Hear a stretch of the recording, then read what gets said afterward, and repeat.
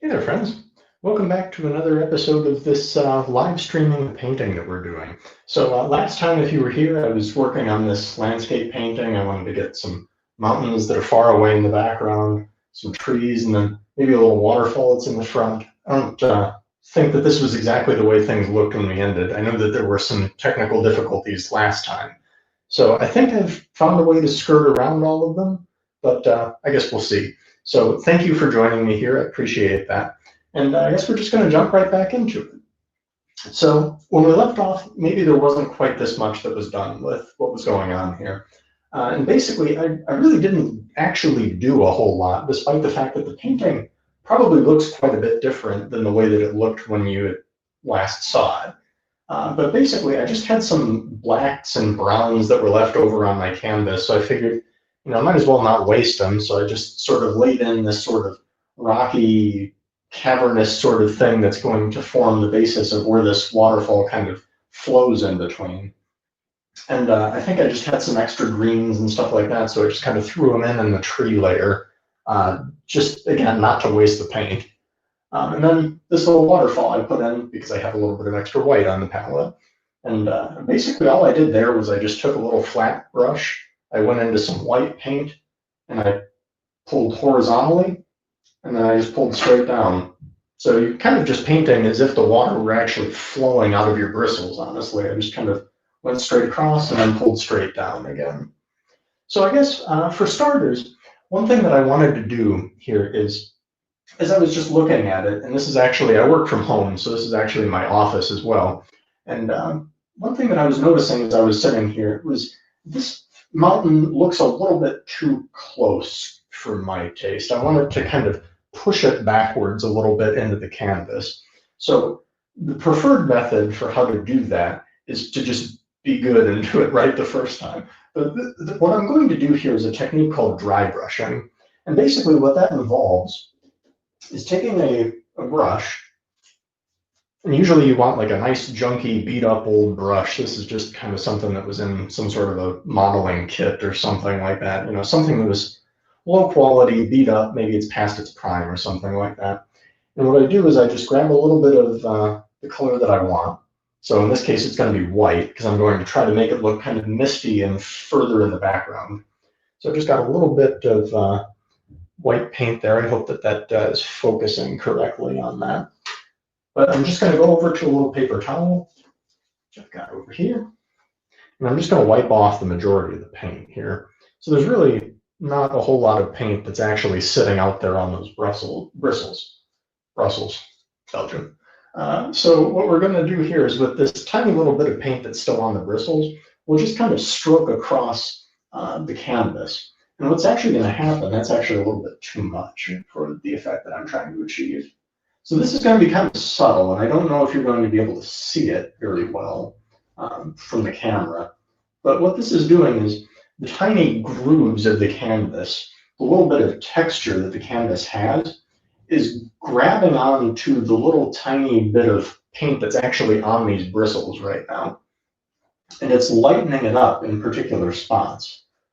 So wherever I'm stroking is kind of getting a sort of a hazy, misty sort of look to it.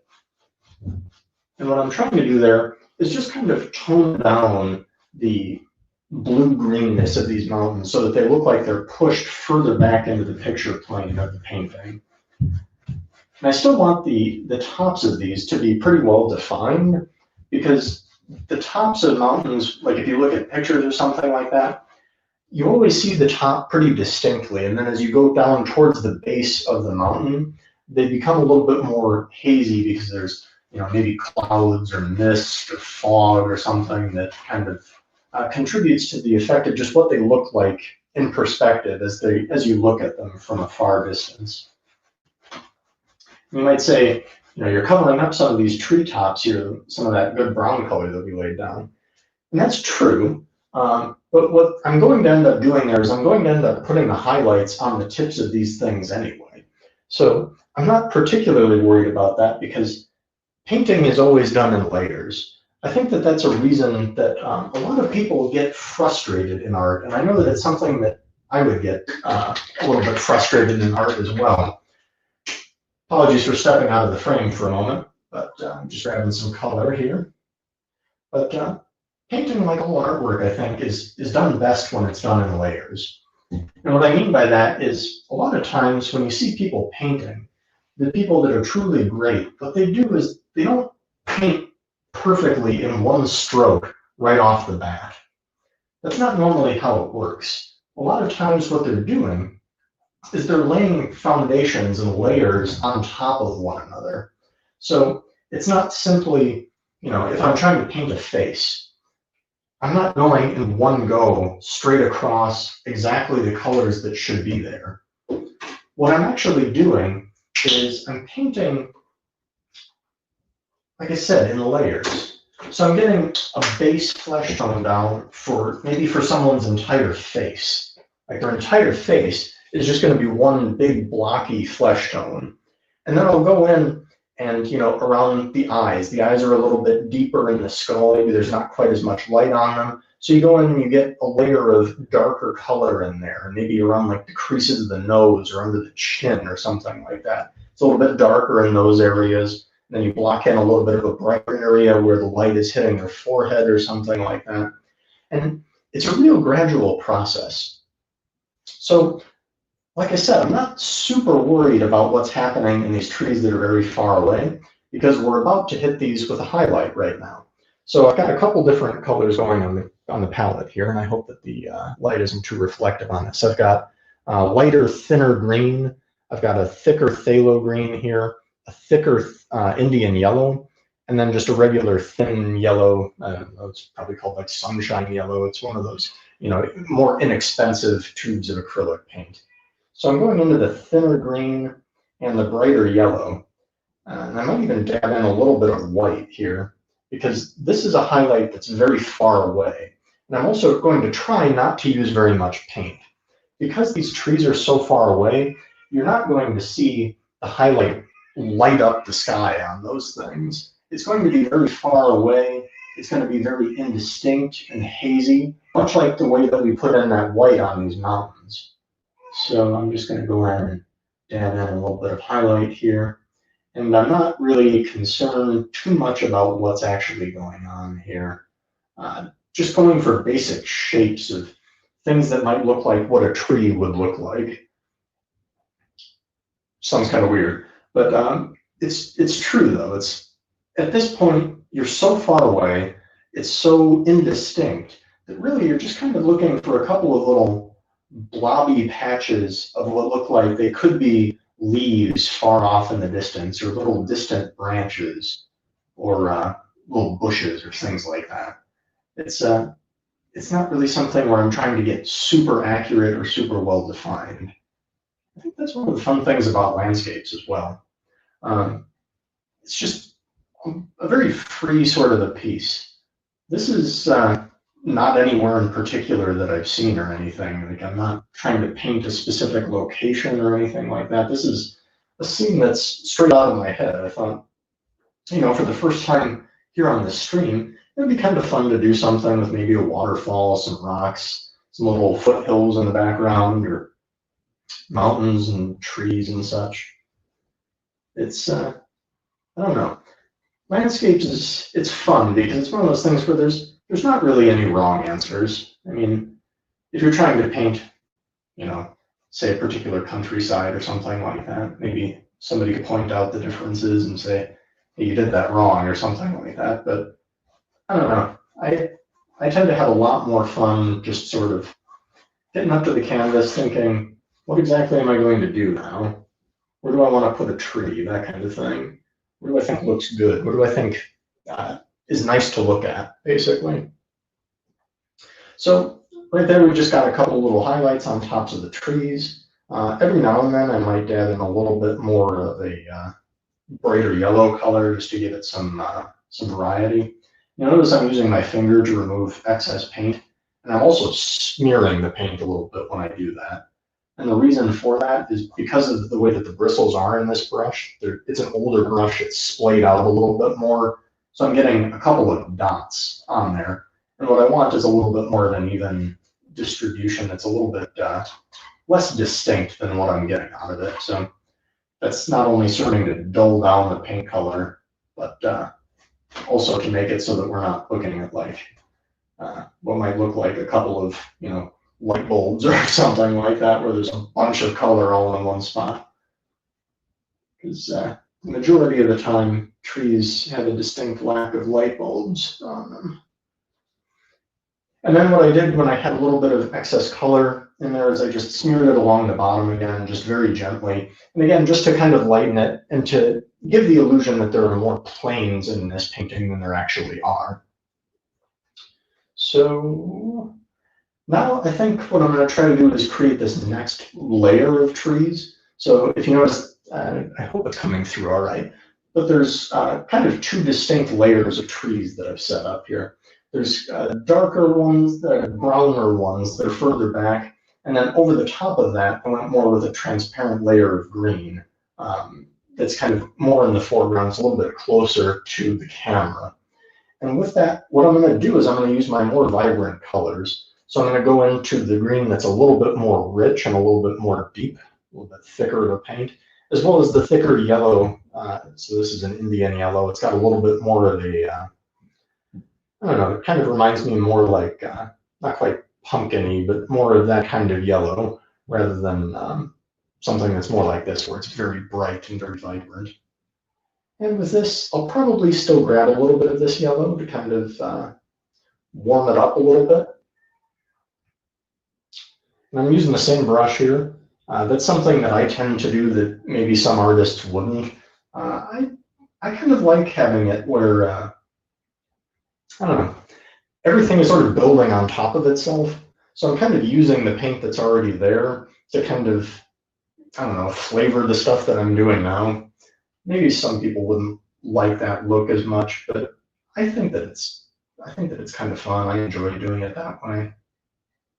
And I hope that this is coming through, but the effect is very clear as I'm looking at it. This layer is much more bold and much more well-defined as opposed to the layer behind it. This is appearing much closer to the viewer than the row behind it, which is exactly what I want. And that's precisely the reason that I'm using those more vibrant paints. So, you can always make any color that you want out of, red, blue, yellow. But I find that using these specific and a little bit higher quality paints can get you something that's a little bit brighter and a little bit more, it stands out a little bit more. So I think that it's a useful thing to have different types of paints for different effects that you're trying to achieve. So I'm just layering in some highlights on these trees. Yeah, I'm not really paying too much attention. I'm trying to avoid what I just did there, which is like a big smear of flatness. I want something that's a little bit broken up, just because that's the way things appear in nature, and it looks much more organic and natural if you can get that sort of appearance to it. Grab a little bit more.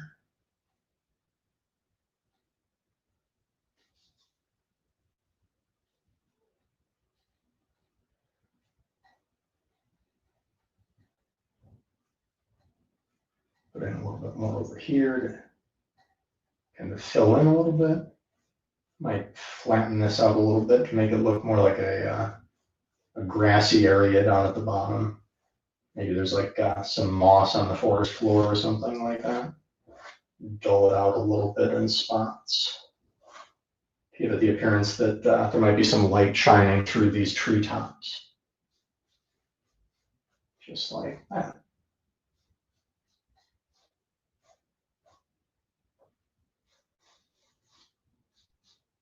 All right.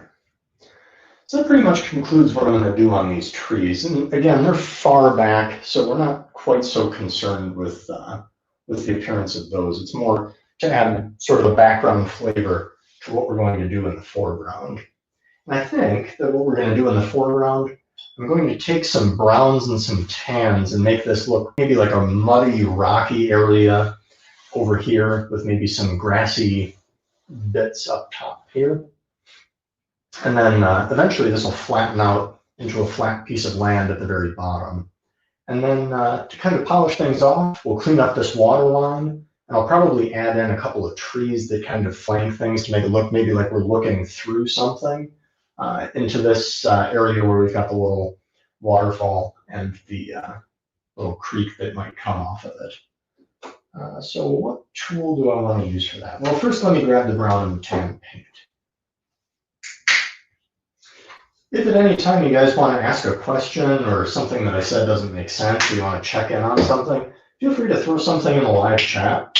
I can't promise that I'll answer it right away, but I am keeping an eye on it just to see if anybody has any questions or if they want to chat about something or have any point that they want to make about something.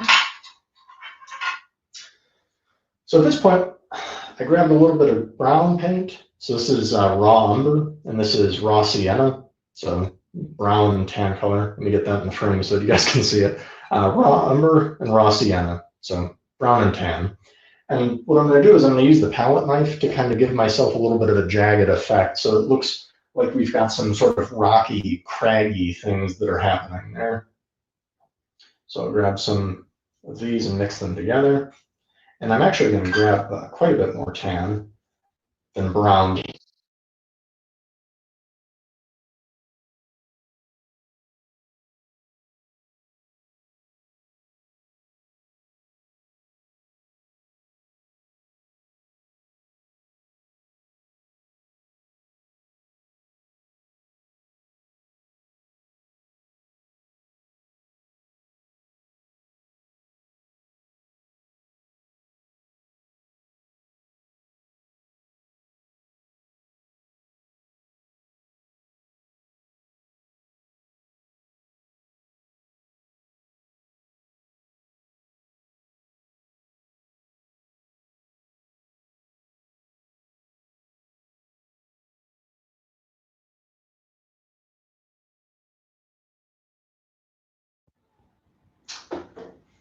Cool. I don't know if you guys could hear me during that entire process, but I think that we're back live. Sorry about that. Not exactly sure what's been going on with these technical issues. I think I've resolved some and others are still lingering there. But I'm not exactly sure when it cut out. But so what I've been doing here is just laying in some little rocky, craggy shapes. And what I'm trying to do is trying to think of how light would hit sort of a rocky piece. So there's going to be lots of little kind of breakups like this, little pieces where there's dark spots in the middle. Just kind of throw these in. And again, these are rocks, so they're natural formations that are going to occur very asymmetrically, not necessarily haphazardly, but there's a great deal of freedom to kind of drop in shapes and such. So let me get some of these in there.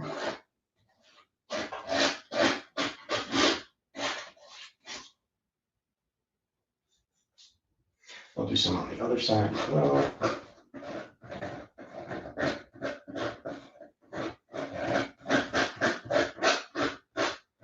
always like the sound of the knife scratching on the canvas. It's just satisfying for whatever reason. And this palette knife that I'm using is just something that I picked up at Hobby Lobby quite a while ago at this point. So it's nothing fancy or anything. I try to find something that has two different size edges to it, because it depends really what you're trying to do. I think having the two different size edges really gives you a lot of versatility. And I like that with this palette knife, that I can use the longer end if I'm making something like a mountain that needs to be very large and kind of a gross shape. I'm not really trying to get super fine with it or anything like that. So I think that helps out in that regard. And then having a smaller edge helps for something like this, where I'm trying to create smaller sort of effects, where I might be a little bit more concerned about shaping and so forth. So right there, we've got a couple of different shapes going on there. And what I'm going to do is grab my brush from before and dry it off. And I might sort of massage these shapes a little bit to kind of smooth them out, shape them a little bit more than what I was capable of with the knife. Looks like we got a comment. Oh, it says I'm frozen. Yeah, sorry about that. I'm not still frozen, am I? I hope not.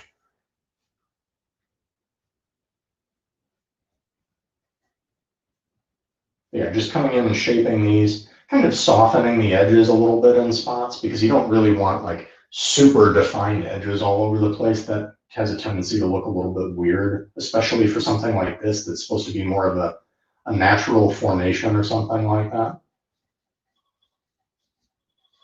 And as I'm going to the edges of the canvas, I'm getting a little bit darker. And the reason for that is a compositional thing. So I don't know, I'll talk about that a little bit more in terms of what I mean by a compositional point. We'll see that in the trees that I'm going to add later as well. But in general, I find that you want to have the brighter, more vibrant colors towards the middle, towards the focal point of your piece, and then kind of let things trail off so that they're not quite so in your face, as it were, towards the edges. I hope I'm not so frozen. If somebody could throw a comment up there if I'm back at it, just let me know. That would be great. Because one thing about live streaming, I'm not actually sure if anybody's out there listening or anything like that. So it is a little bit of an interesting sort of situation. So I'll just kind of come in, throw a couple pieces in here like this, let it trail off towards the edges. The edges aren't going to be quite so important, just because, like I said, we're going to be putting some trees there anyway. And here we are. So right now, I think this is pretty solid for where I'd like it to be. Sweet, it's working. Thank you. Perfect. So we'll take some of the excess off. And then what I want to do here is I want to suggest that there's a plane change going on. And what I mean by that is I'm picturing these things not necessarily just being gentle slopes that go straight out, but I'm picturing this being more of a cavernous wall and then sort of a floor that comes out towards you. So in order to do that, I'm going to take a little bit of the lighter color, and I want to deaden it a little bit with the brown because I don't want it to, like, you know, light up people's faces and melt people's eyeballs or anything like that. And I'm going to come in here and I'm just going to pull a stroke, all kind of originating from the same plane, going horizontally. So if you can see what I'm doing here, I'm trying to keep everything level with everything that's around it. And the reason that I'm trying to do that is to give that appearance that this is, in fact, one continuous plane, and that there's a plane change that has occurred. So maybe this is like a sandy little beach or something like that. That's kind of not really a beach, but a sandy little outcropping here that comes out from this area where it's a little bit more rocky and a little bit more vertical, just like that. I'll do the same thing again for the other side. I'm not so concerned with where this goes because eventually we're going to clean up this water line. The water line that I'm talking about is where the water's meeting this little sandy, muddy outcropping area. Just like that. I might take a little bit of the darker color and kind of fill in a little bit here. Just like that. Cool.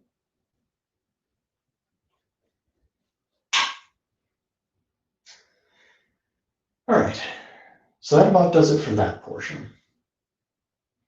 Now, what we can do here is add some little grassy areas to the top. I also like to come in here and add in a couple little highlights and lowlights, as it were.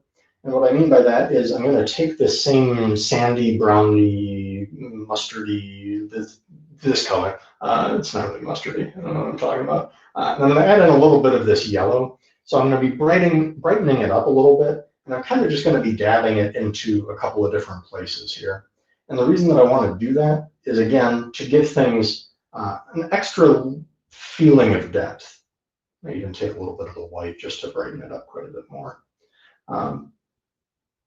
But when you have different sorts of things that are happening on the same plane, it kind of gives you that feeling of texture.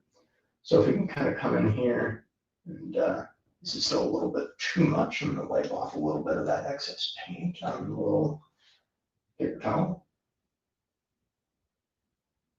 Let's come in here, add in a little bit of additional color in a couple of spots. And I don't want to overdo it because, I mean, this is still supposed to be rocky and craggy. So the highlights really only work if you have dark colors around them. I think that it's kind of a temptation to go in and just kill all the dark colors with highlights because they look, you know, pretty and in your face and everything like that. But I don't think that they work nearly as well if you do that. I think that in order to, it's kind of just a general art principle that if you want to have a light color, you have to have dark colors. This is something that I noticed especially in like graphite drawings when you're using a pencil. Your pencil can only get kind of so dark. You know, if you press down really, really hard, there's kind of going to be a maximum darkness that you can get out of a particular lead. And in order to really get a full range of values in your graphite drawing, you need to make sure that you hit the darkest values of the pencil as well. You can't really, I think it's a temptation because of how hard you have to press with a pencil to get that really dark value, that you kind of end up with something that's really flat. Because if you only go halfway in the darkness of the pencil, the darkest that you can possibly get at that point, like you're going to get a lot less contrast out of it because you only have half of the possible values of the pencil, if that makes sense. So what I'm going to do is I've just added a little bit of black to my palette. I'll go into that same color again, only this time I'll be doing kind of a low light.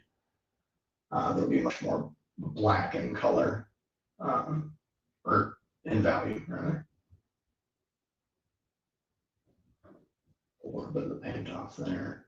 Just kind of create some spots that maybe look deep and sunken in.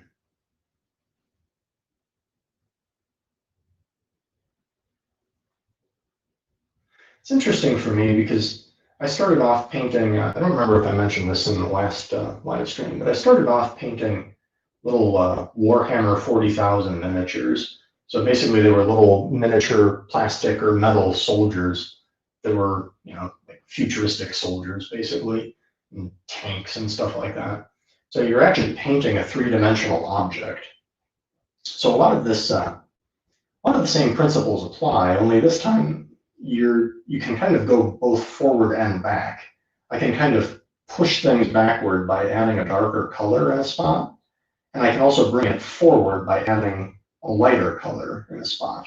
Whereas back in the day doing that, I could really only go one way because of the nature of the three-dimensional model. I could really only brighten up places to make them look like they were further forward. You couldn't necessarily do this thing where you're kind of pushing chunks of painting backwards. Kind of an adjustment, but it made for an interesting pathway into this. So for now, I'm going to let that dry. I'm pretty happy with the way that that looks for the time being, at least. So I'll clean off that brush. And what I want to do is add in a little bit of highlight along the sandy areas down here. In order to do that, I will probably grab this little flat brush here. I'll grab some white paint and some tan. So it should be a pretty, maybe even grab a little bit of yellow to brighten it up and give it a little bit of warmth. And I'm going to use a very small amount of paint here because what I'm going to be doing is kind of just dragging this over the top, over the surface, and letting little pieces of paint kind of skitter around along this. I even got a little bit too much there. But again, staying parallel to kind of keep the illusion of that plane. I just want to let these sort of move around over the top, and the same thing on this side. And I'm painting, actually this paint hasn't fully dried yet, so I'm actually going a little bit wet into wet here, which is something that's Bob Ross was very well known for, somebody that I really admire and kind of learned almost everything that I know about landscape painting from, just from his episodes of The Joy of Painting. Certainly something that he did a lot of, not necessarily something that you do a whole lot in acrylic just because it doesn't stay wet for very long. So I'm pretty happy with the way that area looks now. Now what I'm going to want to do is clean up this water line here. So right now it's very abrupt, the change of that sandy area into the blue of the water. So I'm going to take a little bit of white paint and I'm going to thin it out. So what I'm going to do is add in a whole bunch of water to it. So let me grab a little bit more white on this palette.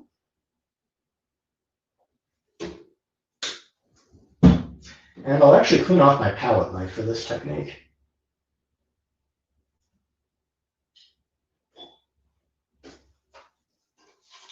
I'll grab a little bit of water from this little cup that I have off to the side.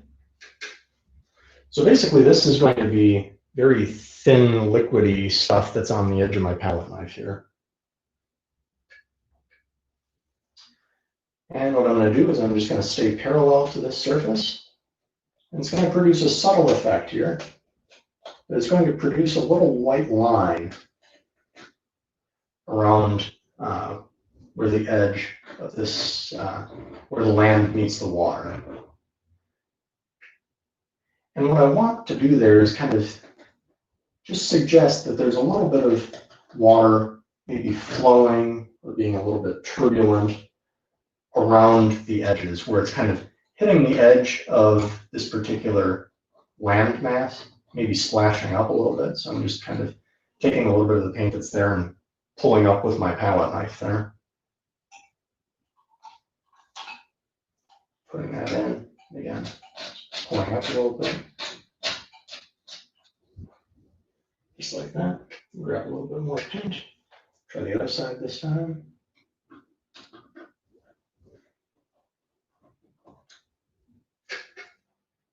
Grab a little bit more. Just like that.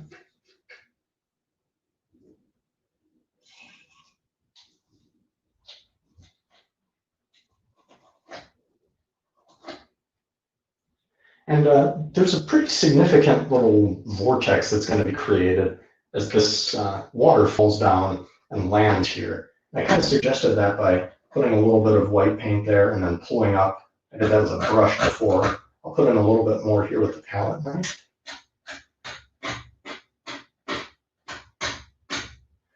This is a fantastic way to just make it, fill it with a little bit of energy and give it a feeling of movement. Because you really do get sort of a sense that it's flipping up, spraying. There's a little bit of a mist going on there. And what I'll do is I'll not just create those little lines kind of cutting in and separating the water line from the shore there, but I'll actually come in, be able to cut in a couple of water lines as we come out as well.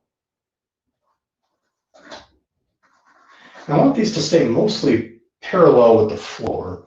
And the reason for that is the same reason that we painted this little shoreline going parallel, is because if you start kind of changing the angle, things are kind of going to leave perspective a bit, and you're kind of going to look like you've got some sort of weird reverse waterfall geyser thing that's kind of coming and pushing your water in a different direction. Everything is kind of in perspective when we have it horizontal like that. So when you kind of leave that, things get a little crazy very quickly. So there's going to be a little bit more activity closer to the source of the vortex and the fluid that's moving around. So I'll put in a couple of additional things there. Put in a couple of lines indicating some movement, and I think we're about ready to call that good. And I am keeping an eye on the time. So what I do want to do is at least include one tree just so that you can see how that would work. And then I'll go in and I'll do a little bit more maybe off camera, but want to do at least a tree just so you can see kind of what the process is and how it is that I go about and think about doing that. So in order to do that, what I do is I lay in a base layer of a particular color that I want. And in this case, I'm going to use a bunch of browns and blacks because I want a very dark sort of a color. And what I'm doing is I'm pulling downwards like this. This is actually a technique that I learned directly from Bob Ross. But I'm not sure if the camera is focusing on this very well, but you can kind of see that the bristles are sticking together at the end there. And what I'm going to do with that is I'll go in here. Let's say that I'd like a tree. It's maybe we'll do an evergreen tree. So I'll just make a little mark up top. And I'll come in and I'll start working back and forth. And the reason that I have this black color on there is I really want that to have a lot of mass and a lot of gusto. So acrylic paints have a tendency to be a little bit on the transparent side. So I want to be sure to include a really strong dark layer to kind of counteract that. Because if it's a tree, it's going to be something that's very large in this painting. It's going to be something that's going to kind of guide the viewer's eyes as they look at this piece. So I want it to have a great deal of solidity to it. And the way that I tend to do that is I give it a very strong base layer of black or brown, or if it's, maybe even a dark green, depending on what it is. So this is going to come in here. I'm just kind of putting these branches in wherever, working back and forth, trying not to make it too symmetrical. That's an issue that I have a tendency to have, just kind of going back and forth a little bit too willy-nilly.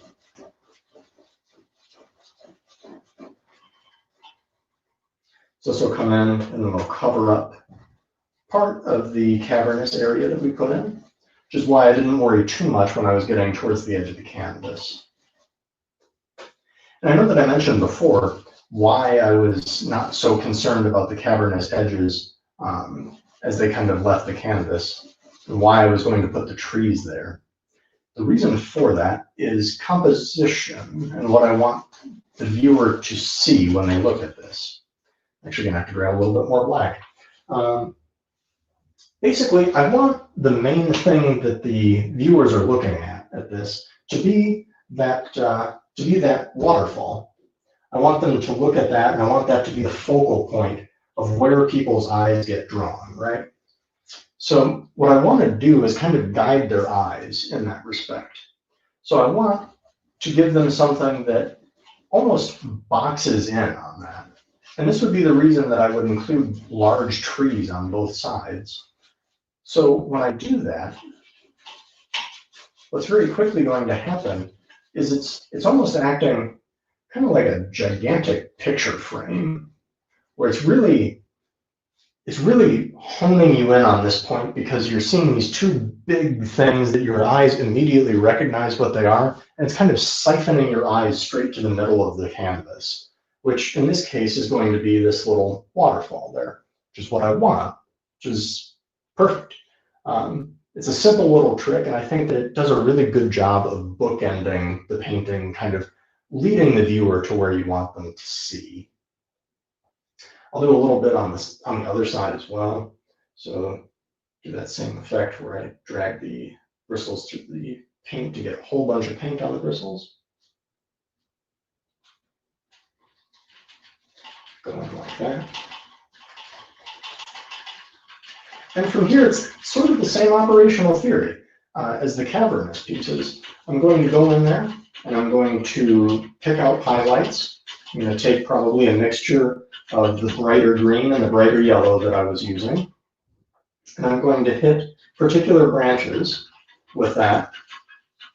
And by so doing, that's going to draw out the appearance of the tree and the individual branches.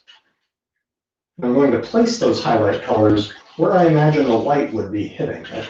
So for this particular one, I've only got about half of the tree on both of them actually, which kind of helps me in that regard. But in terms of where I would put the highlights, I'm going to put them primarily out on the edges of the branches. And then I'll put in a couple of ones that are maybe not quite so parallel with the tree in the center.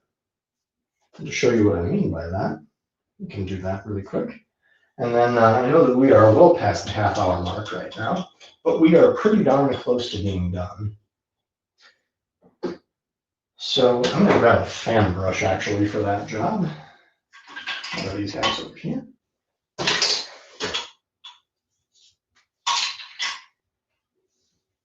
And right now I've used a whole bunch of paint here. So this is actually quite wet on the canvas. So I'm actually going to have to go in, and if I want to do this right now, I'm going to have to scrape off a little bit of this excess paint because I don't necessarily need it. And it might get in the way a little bit. So let's take a peek. Go into that green color that we had and the yellows as well, so we can get a bright, rich color. And again, these are very much in the foreground, so we want these to be very bright. I'll go in and I'll load the brush full of paint.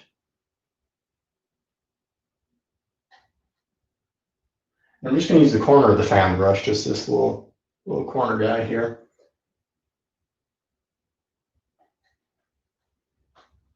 And I want this to be very bright.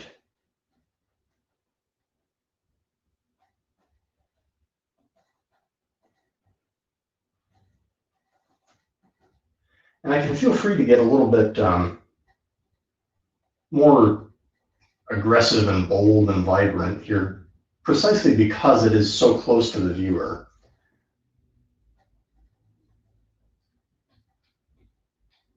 Go in, I'll put in these pieces. And from here, I'll move in to the center of the tree, which is going to be a little bit less vibrant. And I'll kind of change the angle a little bit because now the tree branches are going to be coming towards the viewer. So I'm going to change how I pull the brush a little bit, more of a diagonal towards me, basically. I'm moving a little bit fast here, so I apologize if the explanations are getting a little bit more sparse as we go along. But I am trying to be respectful of people's time and try to keep these to 30 minutes. I know that we're probably at about 40 or 45 here. But hey, sometimes that happens when you paint. You start going crazy and who knows? Put in a little bit more highlight up at the top because that would be catching a little bit more light. And we pretty much got, I'm going to kind of kill some of these highlights because I think they came across a little bit too bold for my taste. By doing that, I'm just kind of spreading them around a little bit, kind of taking out a little bit of the very sharp definition that was in some of them. Just like that. I'm going to make it a little bit darker towards the base because there's going to be a little bit less light that's going to get through down there. And just like that, I would do the same thing for the other one. So at this point, I think I'm pretty satisfied with this. Like I said, I'll do the same sort of a deal on this guy. I might put in a second tree here and a little bit of a grassy area, maybe a rock right there that the water's flowing around.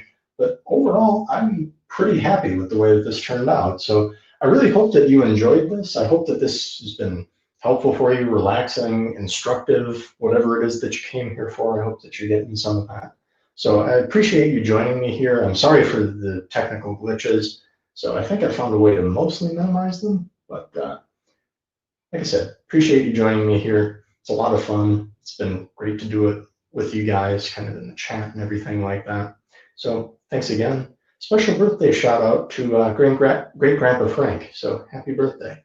But yeah, until the next time, thanks for watching. Thanks for tuning in. And I hope you continue to take a peek at my artwork and that we can build a community here. Thanks a lot, guys. God bless.